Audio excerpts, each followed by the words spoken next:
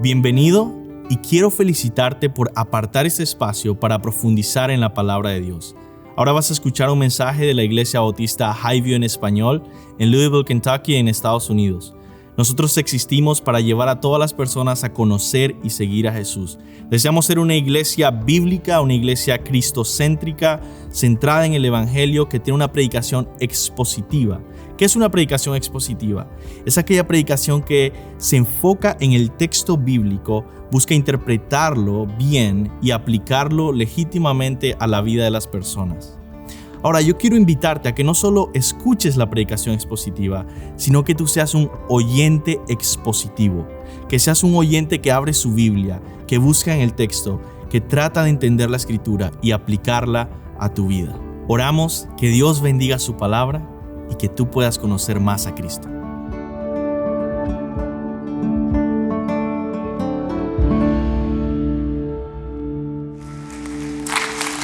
Me voy a invitarles a que se queden así de pie, por favor, y busquen en sus Biblias, antes de que se sienten, el capítulo 10 de Juan. Lo leamos así todos de pie y puedan seguirme con sus vistas, con su vista. Vamos a estar leyendo el día de hoy, vamos a ir a través del versículo 22 hasta el final del capítulo, versículo 42. Dice la palabra del Señor así.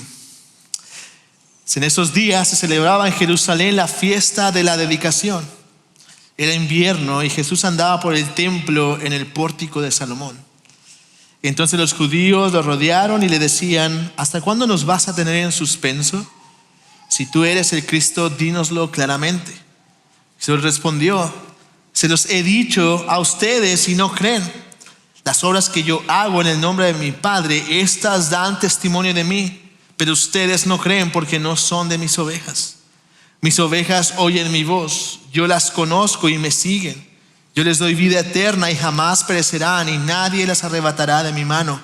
Mi Padre que me las dio es mayor que todos y nadie las puede arrebatar de la mano del Padre. Yo y el Padre somos uno. Los judíos volvieron a tomar piedras para tirárselas. Entonces Jesús les dijo: les he mostrado muchas obras buenas que son del Padre. ¿Por cuál de ellas me apedrean? Los judíos le contestaron: no te apedreamos por ninguna obra buena, sino por la blasfemia, y porque tú, siendo hombre, te haces Dios. Jesús le respondió: ¿no está escrito en su ley, yo dije, son dioses? Si aquellos a quienes vino la palabra de Dios los llamó dioses, y la escritura no puede violar, se puede violar, a quien el Padre santificó y envió al mundo, ustedes dicen blasfemas, porque dije, yo soy el Hijo de Dios. Si no hago las obras de mi Padre, no me crean, pero si las hago, aunque a mí no me crean, crean a las obras, para que sepan y entiendan que el Padre está en mí y yo en el Padre. Por eso procuraban otra vez aprender a Jesús, pero él se les escapó de entre las manos. Se fue de nuevo al otro lado del Jordán, al lugar donde primero había estado bautizando Juan, y se quedó allí. Muchos vinieron a él y decían: aunque Juan no hizo ninguna señal, sin embargo, todo lo que Juan dijo de este era verdad. Y muchos creyeron allí en Jesús. Vamos a orar. Señor, te damos gracias, mi Dios, por tu palabra, la cual es fiel, es viva, inerrante, verdadera, Señor. Sé hablando tú hoy, sé hablando tú a través de tu palabra, sé tú hablando a nuestros corazones, sé tú exaltado y glorificado a través de tu palabra y nada más que tu palabra. Señor, ayúdanos a todos aquí a entender tu palabra, a escuchar tu voz y poder entonces seguirte. Ayúdanos, Señor, en nombre de Cristo Jesús. Amén. Amén. Tomen su lugar, por favor.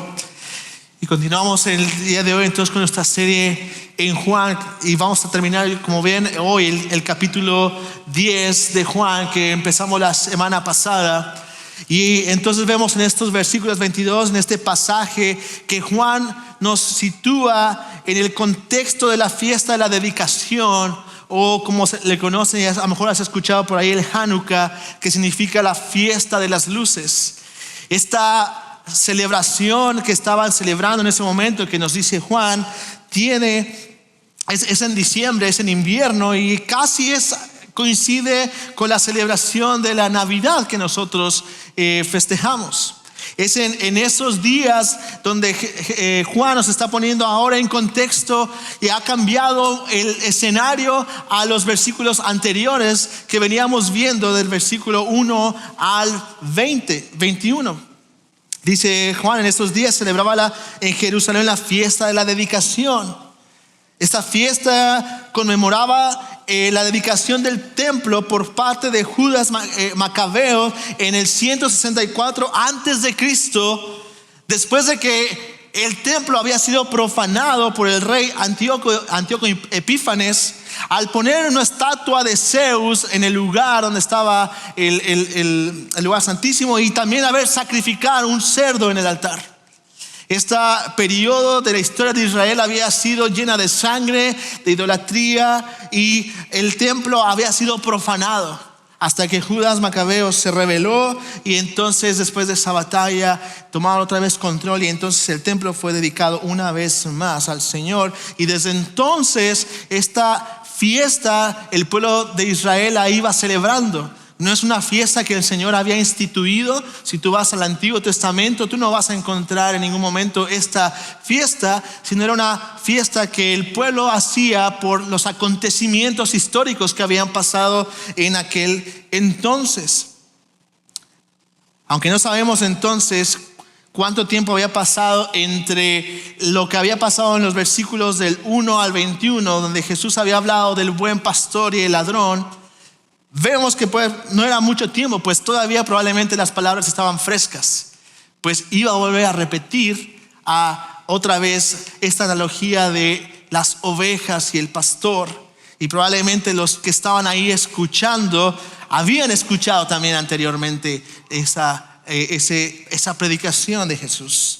Así que es en este contexto donde ahora Juan nos ubica y donde nos encontramos hoy, donde en este contexto vamos a encontrar con dos confrontaciones a Jesús, donde en ambas la pregunta prácticamente es: Jesús, ¿quién eres?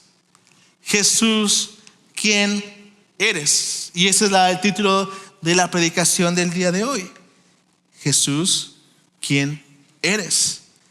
Así que vamos a ver por medio de estas dos confrontaciones a Jesús y las respuestas de Jesús, entonces, ¿quién es?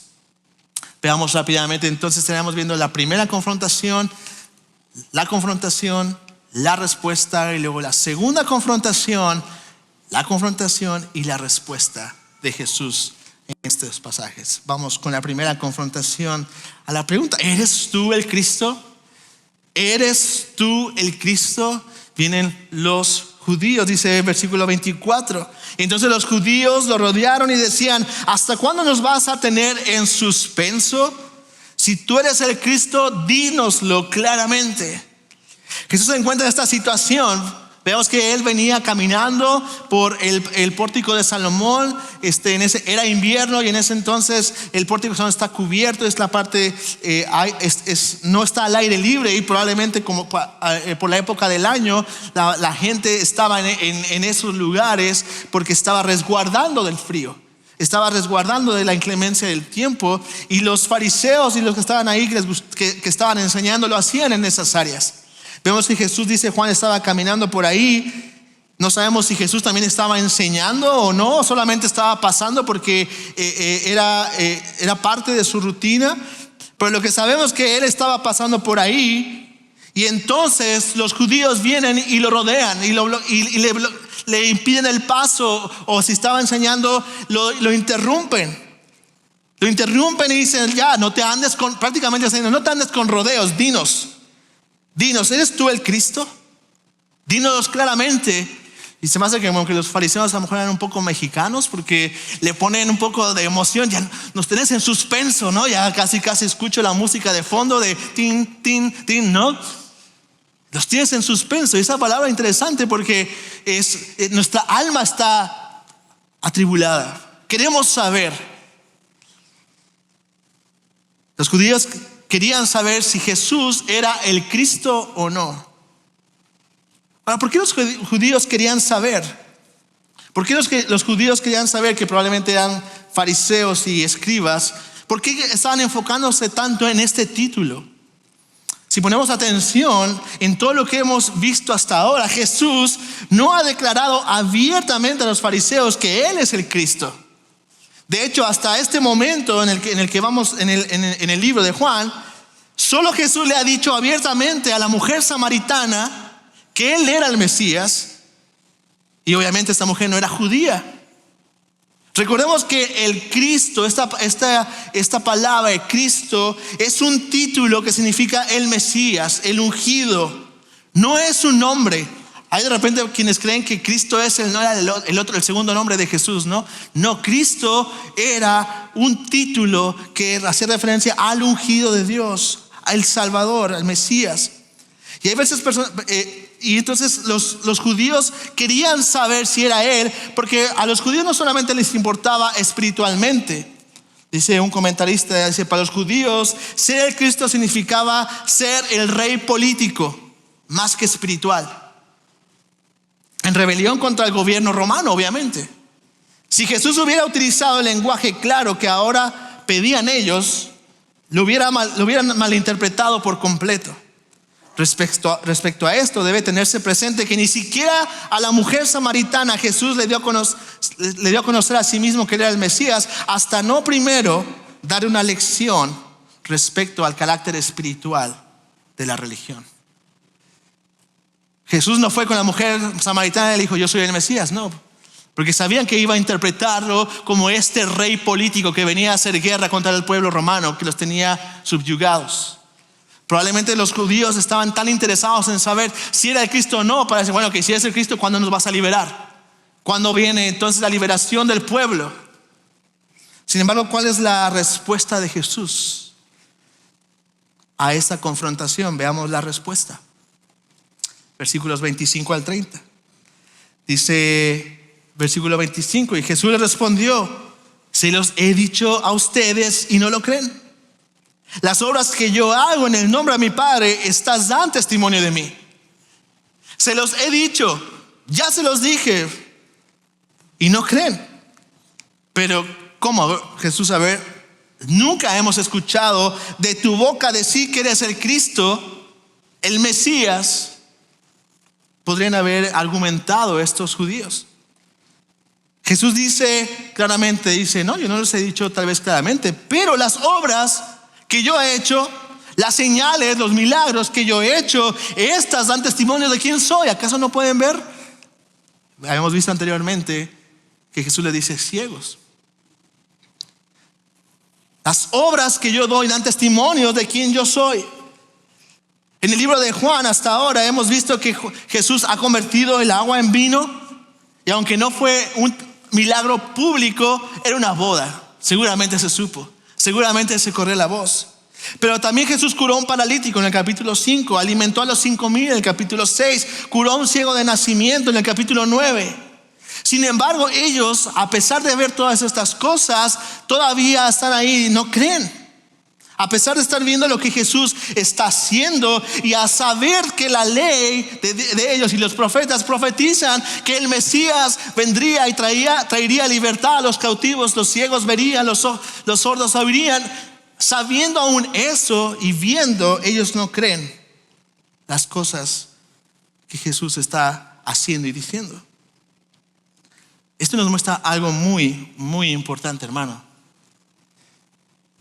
Lo que pasa es que la incredulidad no es por falta de pruebas. La incredulidad que el hombre manifiesta hacia Dios no es por falta de pruebas. No es porque le falte ver cosas que digas, no, ahora sí. No.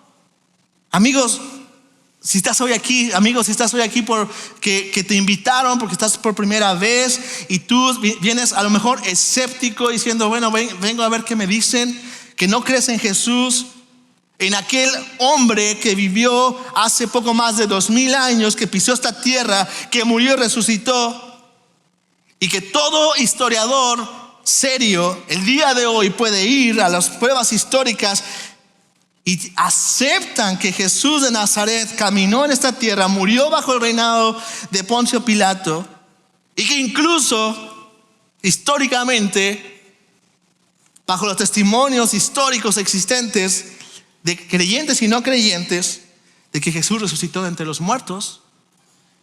Tu problema no es falta de pruebas. No es que no hay pruebas que te digan Jesús, Él vivió, murió y resucitó. De hecho, el propósito de este libro es mostrarte esto. No solamente Juan está escrito de manera espiritual, sino también de una forma histórica.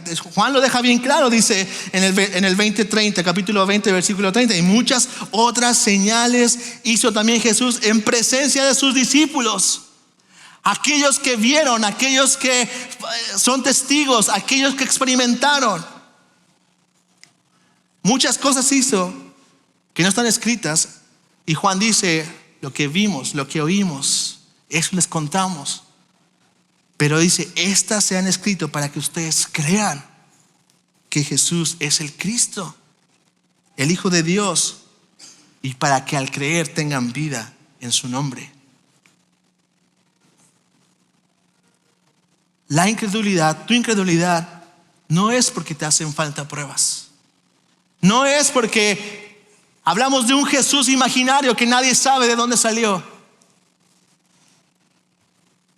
No, ese no es el problema. Porque una cosa es saber y otra cosa es creer, confiar, tener fe. El problema de estos judíos tampoco es falta de evidencia. Ellos han visto los milagros, han probado probablemente incluso el pan que el Señor multiplicó, han hablado con los testigos, sin embargo no creen. Jesús nos dice cuál es el problema. Versículos 26 al 30. Jesús dice, pero ustedes no creen porque no son de mis ovejas. Mis ovejas oyen mi voz, yo las conozco y me siguen. Yo les doy vida eterna y jamás perecerán y nadie las arrebatará de mi mano. Mi Padre que me las dio es mayor que todos y nadie las puede arrebatar de la mano del Padre. Yo y el Padre uno somos. Ustedes no creen, dice Jesús. ¿Por qué? Porque no son de mis ovejas. No, tu problema, fariseo, judío, amigo que estás aquí, no es porque no te he mostrado quién soy, es porque no eres de mis ovejas. Si ustedes, nota el orden que Jesús está diciendo aquí. No está diciendo, no, ¿saben qué? Les falta, creer en mí. No crees porque no eres de las mías. Y ya Jesús ha explicado eso anteriormente. Es decir, Jesús está diciendo, si ustedes fueran de mis ovejas, ustedes pertenecerían a mi redil, como lo vimos la semana pasada. O Jesús les decía, ¿se acuerdan de esa predicación? ¿Se acuerdan de ese sermón? Si ustedes fueran de esas ovejas a las cuales yo he venido a dar mi vida por ellas, ustedes creerían en mí. Porque yo doy mi vida por mis ovejas y ellas me conocen. Pero ustedes no son de mis ovejas. Por eso no creen. Estos versículos se nos muestra una realidad bíblica. Esta verdad bíblica que debemos abrazar con toda humildad y sumisión a la palabra de Dios. La soberanía de Dios en la salvación, al escoger y traer a los suyos, y la responsabilidad humana de escuchar la voz y responder. Ustedes no creen en mí porque no son de mis ovejas. Si fueran de mis ovejas, ustedes el día de hoy estarían aquí de rodillas ante mí y no tendrían que estar preguntando si eres el Cristo. Reconocerían que yo soy el Cristo, el Mesías, el Salvador del mundo, y estarían adorando como aquel ciego que yo sané y que dijo, creo, Señor, y le adoró. Sin embargo, no pasa así.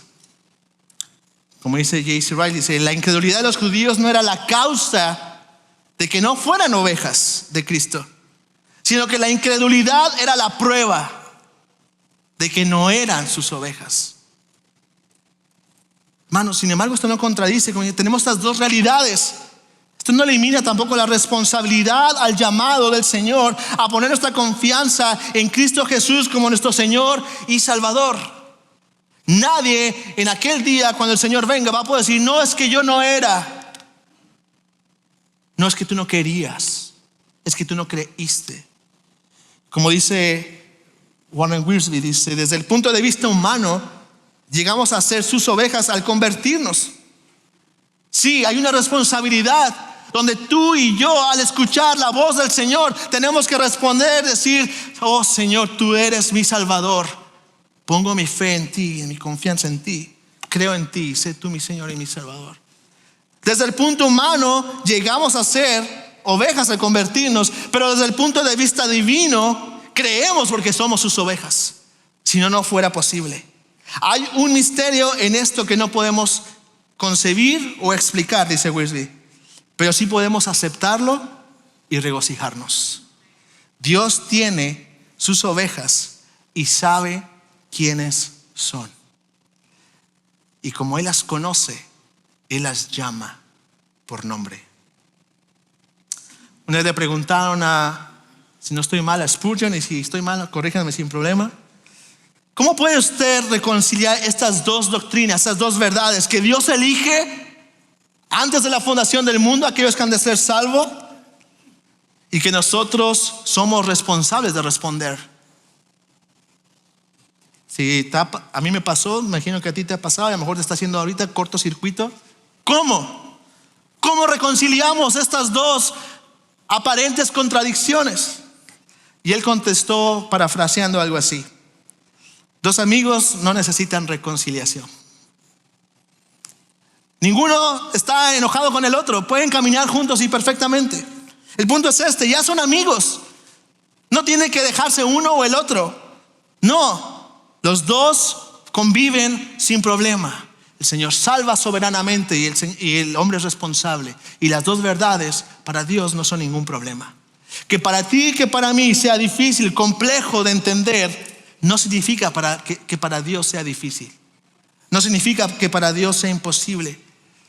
No tratemos de defender a Dios como si Dios necesitara de nosotros. No, el Señor ha revelado claramente cómo es que Él obra. Y Él obra soberanamente y sabiamente, perfectamente, justamente. Abracemos lo que su palabra enseña y vivamos a la luz de ella. Abracémosla con humildad. Él es Dios, no nosotros. Nosotros recibimos su palabra, la tomamos, la abrazamos. Solamente. Jesús deja bien claro la razón entonces de por qué no creen. No son de sus ovejas. No creen en Jesús porque no son de sus ovejas.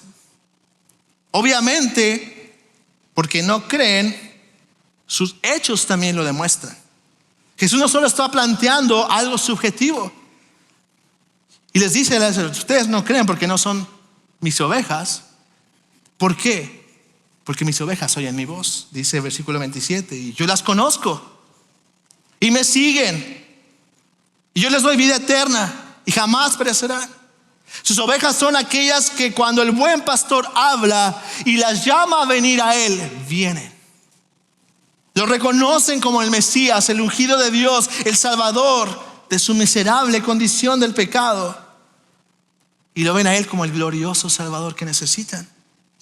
Vienen a confesar su pecado, se arrepienten de su pecado y creen en Él. Es Cristo el que habla a la vida del creyente. Es Cristo el que habla a la vida de todo ser humano que viene a Él. Es cuando esa voz habla que sus ovejas responden. Es la palabra de Cristo que habla al corazón de sus ovejas. Y son sus ovejas, solamente sus ovejas, las que oyen y vienen a Él.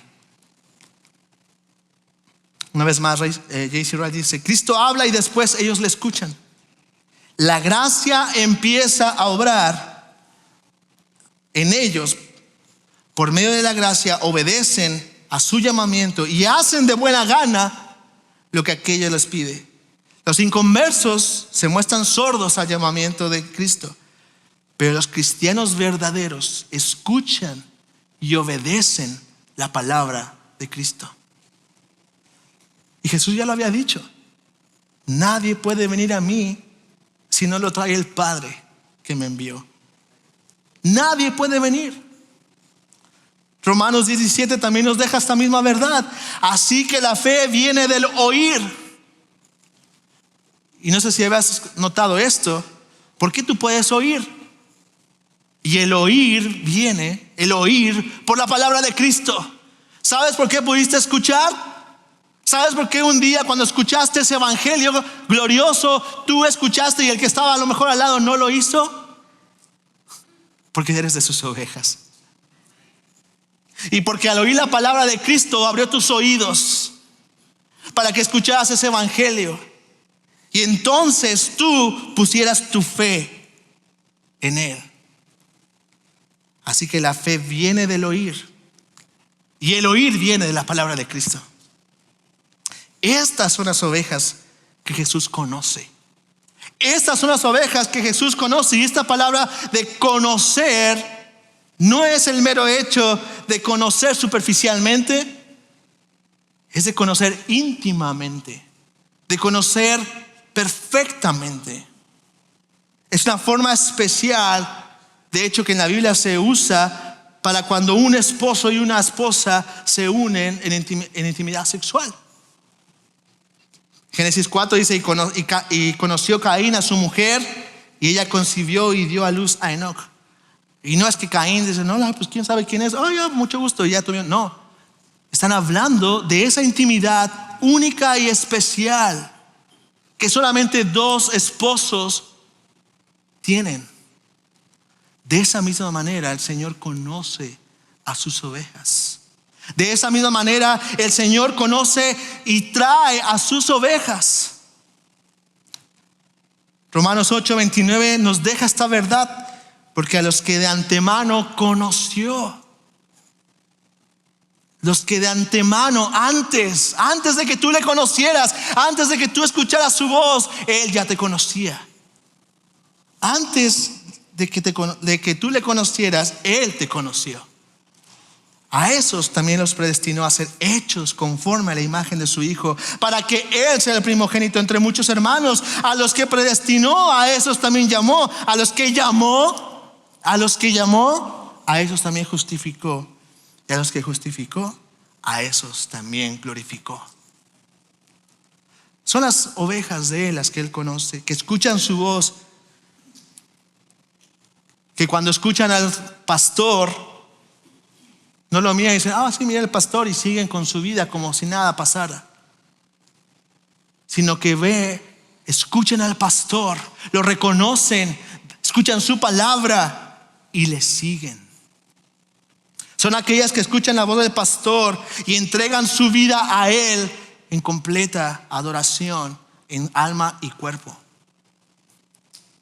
En contraste con los fariseos, que escuchando a Jesús y viendo lo que Jesús hace, quieren apedrearlo. En el versículo 31 dice: los judíos volvieron a tomar piedras para tirárselas. Son estas ovejas, hermanos, que el Señor conoce, por las que Él da su vida. Y no solamente le da su vida para que estén en su redil por un rato, sino para siempre. Dice el versículo 28: y yo les doy vida eterna y jamás perecerán, y nadie las arrebatará de mi mano. Mi Padre que me las dio es mayor que todos, y nadie, escucha bien, nadie las puede arrebatar de la mano del Padre. Es este mismo Dios, por medio de Jesucristo, que se asegura que estas ovejas que escuchan la voz y que vienen a Él sigan por el camino hasta llegar hasta su destino final. Es este Dios mismo, el Padre, quien las guarda de todo peligro. Oh, hermanos, qué hermosa y sublime promesa que debe estar guardada en tu corazón y en mi corazón el día de hoy y por siempre. Guarda estas palabras en lo más profundo de tu corazón. Nadie las arrebatará de mi mano, dice Jesús. Ese eres tú. Si tú has conocido al Señor, has escuchado la voz del Señor y has venido en arrepentimiento y fe a Él, nadie te arrebatará de la mano de tu Salvador. Nadie. ¿Por qué? Porque mi Padre que me la dio es mayor que todos. ¿Escuchaste bien? Nadie puede quitarte de la mano del Padre. Pero pastor, mira, no, nadie ni nada. Pero no, nadie ni nada. Antes de decir una cosa más, escucha por favor. Pablo hablando también. Romanos 8, 31 a 39. Entonces, ¿qué diremos? Si Dios está por nosotros, ¿quién estará contra nosotros? El que no negó ni a su propio Hijo, sino que lo entregó por todos nosotros. ¿Quiénes? Sus ovejas. ¿Cómo no ha de dar también junto con Él todas las cosas? ¿Quién acusará a los escogidos de Dios? Dios es el que justifica, no tú mismo. ¿Quién es el que condena? Cristo es el que murió, sí, más aún el que resucitó y el que además está a la diestra de Dios, el que también intercede por nosotros. ¿Quién nos separará del amor de Dios? ¿Quién nos separará entonces del amor de Cristo? ¿Tribulación, angustia, persecución, hambre, desnudez, peligro o espada? Tal como está escrito, por causa tuya somos puestos a muerte todo el día. Somos considerados como ovejas para el matadero. Pero en todas estas cosas somos más que vencedores por medio de aquel que nos amó. Porque estoy convencido que ni la muerte, ni la vida, ni ángeles, ni principados, ni lo presente, ni lo porvenir, ni los poderes, ni lo alto, ni lo profundo, ni ninguna otra cosa creada nos podrá separar del amor de Dios que es en Cristo nuestro Señor. Yo les doy vida eterna y jamás perecerán. Hermanos, esta verdad debe estar grabada con fuego en nuestro corazón. ¿Eres tú una oveja del Señor? ¿Lo eres? ¿Lo eres? ¿Eres tú una oveja del Señor? Tu vida se caracteriza porque has escuchado la voz del Señor, has escuchado la voz del buen pastor. Se caracteriza porque estás buscando la voluntad de Dios, le estás siguiendo en todas las áreas de tu vida. No necesitas saber si eres un escogido desde antes de la fundación del mundo, si eres no. ¿Crees en el Señor Jesucristo como tu único y suficiente Salvador? Tu anhelo es seguir a ese buen pastor. Eres una oveja del Señor y esta verdad es para ti. Graba esto en tu mente y en tu corazón. En cada circunstancia que estés pasando, en tu lucha contra el pecado, en tu lucha con la tentación, en cada área de tu vida, guarda esta promesa y ve al buen pastor. Pero de igual forma, como todo, como decía un maestro en el seminario, un viejito que todo el mundo amaba, decía, toda doctrina llevada al extremo es una herejía, ¿no? Y hay que hacer esa distinción. Dice un comentarista, recordemos que tan solo aquí se describe detallada y claramente la naturaleza de aquellos que no perecerán jamás. Solamente son ovejas de Cristo aquellos que oyen su voz y le siguen. Son sus ovejas y solo sus ovejas las que no perecerán jamás. Escúchame bien esto. El que se jacta de que no será echado ni perecerá jamás mientras vive en pecado, es decir, un estilo de vida pecaminoso, sin arrepentimiento, sin ningún problema. Si tú puedes pecar al cabo y dices, ay, no importa, al cabo soy oveja del Señor. Si tú tienes esa mentalidad, dice, se está engañando a sí mismo mezquinamente. Lo que se promete aquí es la perseverancia de los santos, no de los pecadores.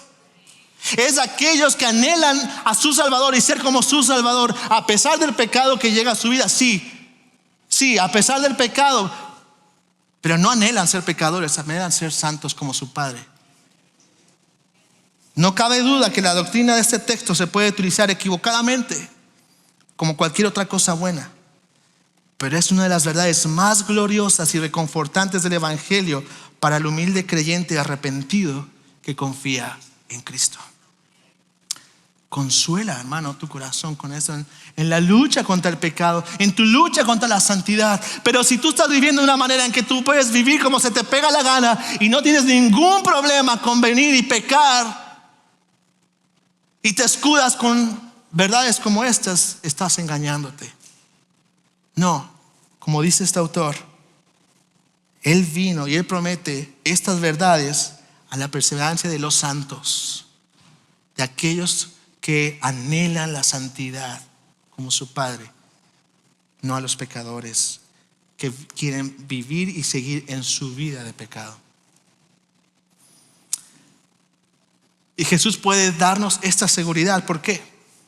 Versículo 30 dice: porque yo y el Padre somos uno.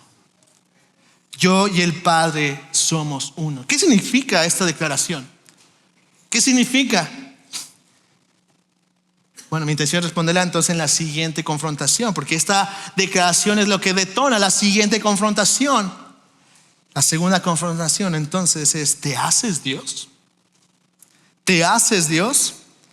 Los judíos entendieron perfectamente lo que Jesús había querido decir con esa declaración. Cuando Jesús dijo: yo y el Padre somos uno, lo entendieron perfectamente. Tanto ahora sí que se pone más serio el asunto. Ya no solamente están alrededor confrontándolo, ahora agarraron piedras. Agarraron piedras y ahora quieren matar a Jesús porque han entendido el mensaje. Ya lo habían escuchado antes. No es que no lo han escuchado. Jesús ya había hecho estas declaraciones anteriormente, pero ellos han entendido ahora. Dice en versículo 31: los judíos volvieron a tomar piedras para tirárselas. Entonces Jesús les dijo: les he mostrado muchas obras que son del Padre, ¿por cuál de ellas me apedrean? Los judíos le contestaron: no, ya olvídate ya de las obras. Dice: no te apedreamos por ninguna obra, sino por la blasfemia, y porque tú, siendo hombre, te haces Dios.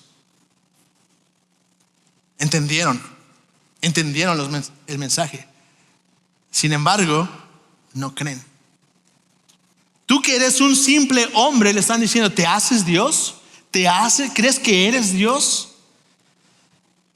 Pero Jesús no está simplemente diciendo: soy Dios. Cuando uno ve en un estudio detallado lo que está diciendo Jesús, podemos tal vez entender por qué los judíos estaban tan alterados y querían matar a Jesús. Porque Jesús está distinguiendo, cuando uno va al griego, que es el idioma que está escrito en la carta de Juan, vemos que Jesús está distinguiendo su persona y la del Padre. Él está diciendo: el Padre es una persona, el Hijo yo soy otra, pero ambos somos de la misma esencia. No está diciendo: yo soy Dios que me vine y me transformé. No, el Padre es uno, una persona, yo soy otra, pero somos la misma esencia. Somos uno. Obviamente eso vino a alterar a los judíos, porque tú, siendo hombre, ellos entendieron bien. No solamente se está diciendo, Dios está diciendo ahora, mostrando una verdad que hoy podemos entender mejor nosotros, de la Trinidad. Dios el Padre, una persona; Dios el Hijo, otra persona; una misma esencia, un mismo ser. Hermano, esto es tan importante. Este concepto de la Trinidad, de dos personas o tres personas con el Espíritu Santo, un solo ser. Porque la Trinidad es fundamental y no negociable para el cristianismo. Sin Trinidad no hay un Hijo de Dios. Sin Trinidad no hay un Mesías, no hay un buen pastor que da la vida por sus ovejas realmente. Y tú y yo entonces estamos a la suerte de nuestros pecados. Sin Trinidad no hay cristianismo. Sé que el tiempo es valioso, pero creo que también es valioso escuchar a qué nos estamos refiriendo, tal vez de una forma más explicada. Y quiero leerles rápidamente esta declaración de la Trinidad, que es del siglo IV, para que vean que tampoco esto es algo nuevo, como algunos argumentan. No, es que esas cuestiones nuevas que hacen de la Trinidad. No, desde el siglo IV está defendiéndose estas verdades de la Trinidad. Y el credo de Atanasio es uno de ellos. El credo de Atanasio es el nombre de un obispo. Atanasio fue un obispo del siglo IV y que fue destacado en su defensa de la Trinidad ante los arrianos que creían que solamente Dios es uno y que tomaba formas y cosas así. Escucha lo que él dice, o este credo que ha sido recompilado, que dice así. Dice: ahora bien, esta es la fe católica, y entiéndase católica por universal, no por católica romana. Católica, universal. Adoramos a un solo Dios en Trinidad y Trinidad en unidad, sin confundir sus personas ni dividir sus sustancias. Porque en la persona del Padre, porque es una la persona del Padre, otra la del Hijo y otra la del Espíritu Santo. Pero la divinidad del Padre, Hijo y Espíritu Santo es una, igual en gloria, coeterna en majestad. El atributo que tiene el Padre lo tiene el Hijo y también lo tiene el Espíritu Santo. El Padre es increado, el Hijo es increado, el Espíritu es increado. El Padre es infinito, el Hijo es infinito, el Espíritu Santo es infinito. El Padre es eterno, el Hijo es eterno, el Espíritu Santo es eterno. Y sin embargo, no hay tres seres eternos. Hay solo un ser eterno. Como también no hay tres seres increados ni infinitos. Solo es un ser que es increado e infinito. Asimismo, el Padre es todopoderoso, el Hijo es todopoderoso, el Espíritu Santo es todopoderoso. Y sin embargo, no hay tres seres todos poderosos, sino un ser que es todopoderoso. Así también el Padre es Dios, el Hijo es Dios, el Espíritu Santo es Dios. Y sin embargo, no hay tres dioses, sino un solo Dios. Así también el Padre es Señor, el Hijo es Señor, el Espíritu es Señor. Sin embargo, no hay tres señores, sino un solo Señor. Porque así como la verdad cristiana nos obliga a reconocer que cada una de las personas de por sí es Dios y Señor, así la religión católica nos prohíbe decir que hay tres dioses o señores. El Padre no fue hecho, ni creado, ni engendrado por nadie. El Hijo tampoco fue hecho, creado, pero sí fue engendrado solo por el Padre. El Espíritu tampoco fue hecho o creado, pero procede del Padre y del Hijo. Hay por lo tanto un Padre, no tres padres. Hay un Hijo, no tres hijos. Hay un Espíritu, no tres Espíritus Santos. Y en esa Trinidad nada es antes o después, nada es mayor o menor. En su totalidad las tres personas son coeternos y coiguales entre sí. De manera que en todo, como quedó dicho antes, debemos adorar su Trinidad en su unidad y su unidad en su Trinidad. Por tanto, escucha esto, el que quiera ser salvo debe pensar así de la Trinidad. No hay opción. La Trinidad no es opcional. El reconocer al Hijo y al Padre y al Espíritu Santo como personas distintas en un solo ser es fundamental para el cristianismo. Y esa es la razón por la que Jesús puede asegurarte que tú y yo estamos seguros. No por un rato, no por si acaso, por siempre. ¿Cuál fue la respuesta entonces de Jesús? Jesús le respondió, versículos 34. Jesús respondió: ¿no está escrito en su ley? Yo dije, son dioses. Si aquellos a quien vino la palabra de Dios los llamó dioses y la escritura no se puede violar, a quien el Padre santificó y envió al mundo, ustedes dicen blasfemas porque dije yo soy el Hijo de Dios. Si no hago las obras de mi Padre, no me crean. Pero si las hago, aunque a mí no me crean, crean las obras para que sepan y entiendan que el Padre está en mí y yo en el Padre. La respuesta de Jesús es muy interesante. La verdad, digna solamente del Hijo de Dios, del Dios encarnado. Por eso vemos a la gente que en el ministerio de Jesús se admiraba de las enseñanzas de Jesús, porque Él hablaba con autoridad, no como la de los fariseos. El argumento más o menos de Jesús es así: me quieren matar a mí porque les acabo de decir que soy Dios, el Hijo de Dios, pero en su ley, y es interesante cómo Jesús les recalca, en su ley dice, en la que tantos ustedes se escudan e incluso me han querido matar por violarla, en su ley dice, ¿no dije yo son dioses? Y aquellos a quienes la palabra los llamó dioses, y pues si la palabra dice eso, no la pueden violar, y ahora ustedes me quieren matar a mí. Ahora, porque yo dije soy hijo de Dios, ¿me quieres matar? La escritura no se puede violar, entonces tienes un problema. Tú judío, fariseo, que estás bien al pendiente de que la ley se cumpla, que no se falle nada, esa ley, esos libros dicen que a los que vino la palabra se les llamó dioses. Jesús, espérame un poco, me estoy confundiendo. Entiendo qué quieres decir, pero ¿cómo que son dioses? ¿Nosotros somos dioses?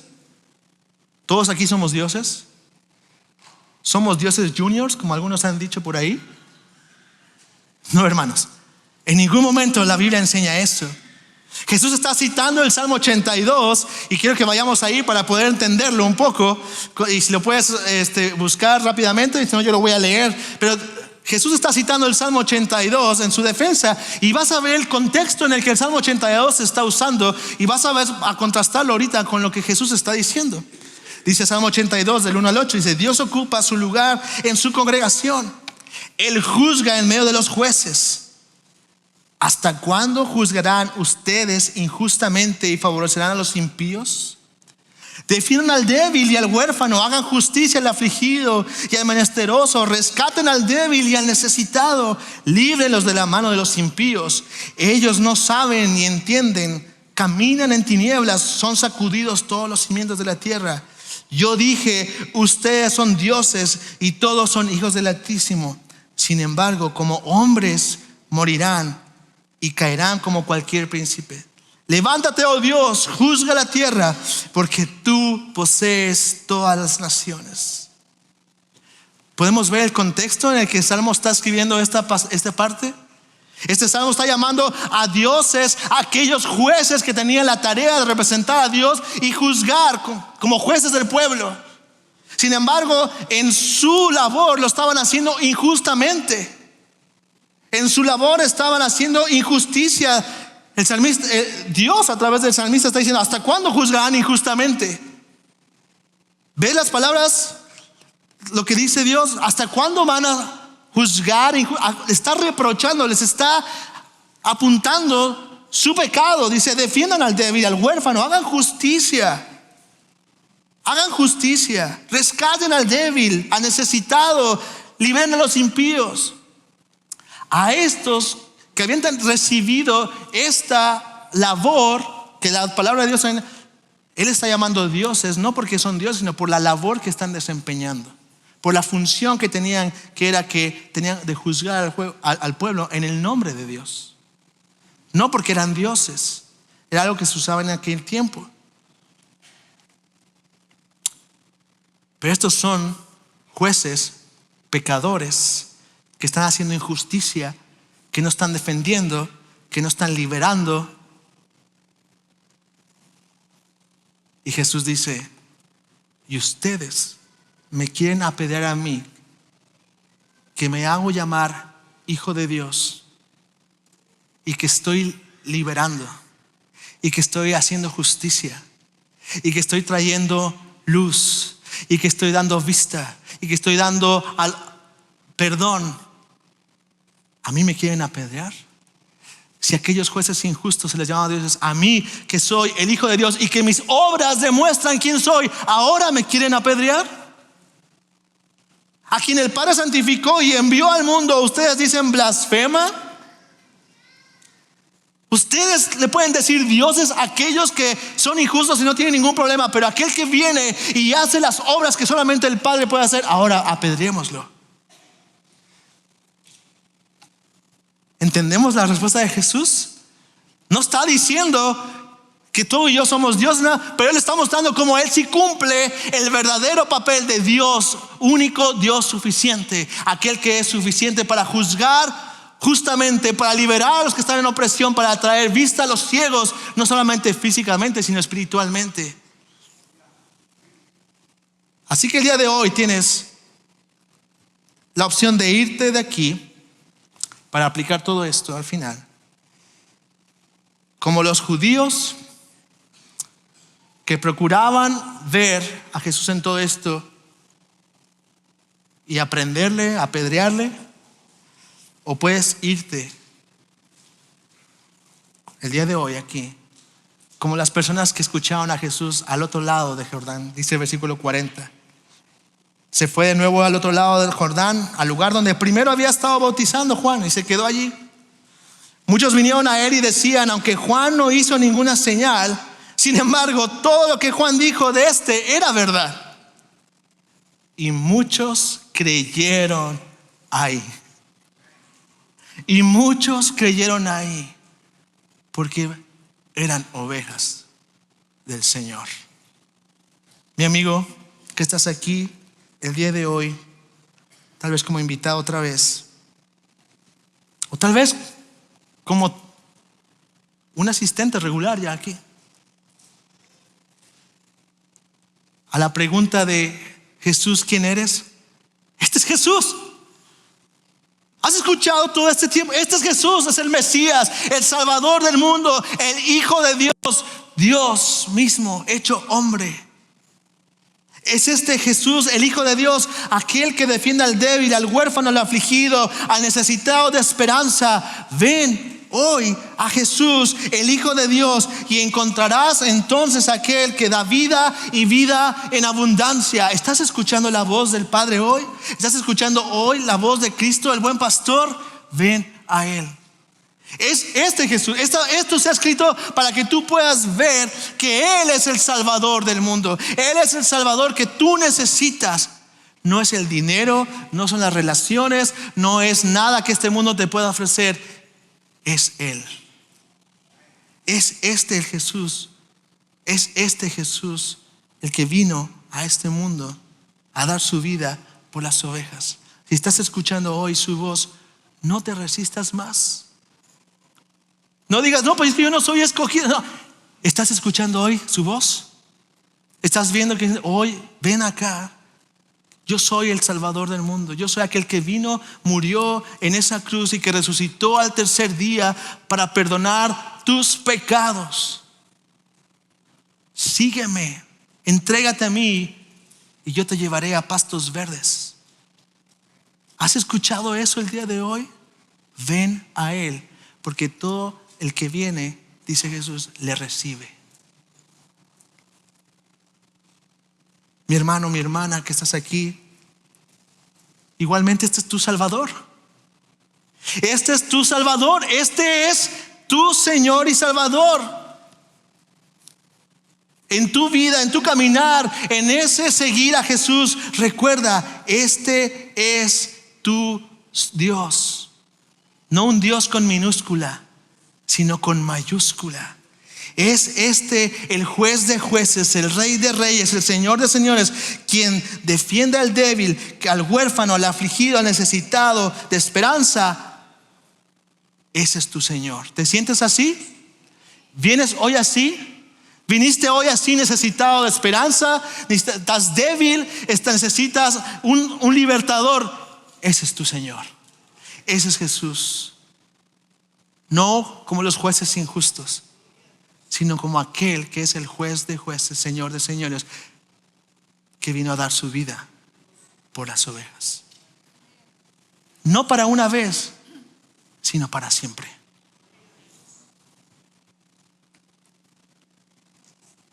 En tu batalla contra el pecado, en tu batalla con la tentación, en tu lucha como esposa, como esposo, en tu lucha como hijo, acércate a este Señor y Él te ayudará. Por favor, te ruego, no te vayas el día de hoy sin acudir a este Señor si estás escuchando la voz de Él. Aún si ya le conoces, Él sigue siendo tu pastor y Él te sigue llamando para guiarte por el camino el cual Él ha preparado de antemano. 1 Juan 1:2 dice: hijitos míos, les escribo estas cosas para que no pequen. Y si alguien peca, tenemos abogado para con el Padre, Jesucristo el justo, el juez justo. No como los dioses anteriores, al juez justo, a Jesús el justo. Ven, confiesa tu pecado, arrepiéntete y Él te perdonará. ¿Escuchas hoy su voz? ¿Escuchas hoy su voz? No te resistas más. No te resistas más. Escuchas hoy la voz del buen pastor diciendo: ven, arrepiéntete de tus pecados, confía en mí, sígueme. Hazlo hoy, no esperes más. La única forma de ir a Dios es a través del buen pastor, que es Jesucristo. Salmo 95, 7-9 y termino. Porque Él es nuestro Dios y nosotros el pueblo de su prado y las ovejas de su mano. Si ustedes oyen hoy su voz, no endurezcan su corazón como en Meriba, como en el día del Mesá en el desierto, cuando sus padres me tentaron, me pusieron a prueba, aunque habían visto mi obra. Una vez más, Él es nuestro Dios, nosotros el pueblo de su prado y las ovejas de su mano. Si escuchas hoy su voz, no endurezcas tu corazón. Ven a Él, clama a Él, confía en Él y encontrarás pastos verdes. Vamos a orar. Señor, te damos gracias, mi Dios, por tu palabra. Gracias por tu salvación. Gracias porque nos has llamado, nos has conocido y ahora nos guías.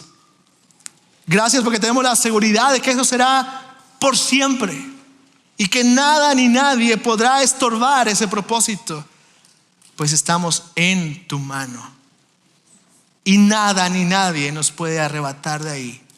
Nada ni nadie nos puede separar de tu amor. Gracias, Señor. Señor, ayúdanos a perseverar con estas promesas en mano. Ayúdanos a seguirte, a vivir para ti. Y trae salvación para aquellos que están escuchando tu voz por primera vez, para que tu nombre sea exaltado y glorificado. En nombre de Cristo Jesús. Amén.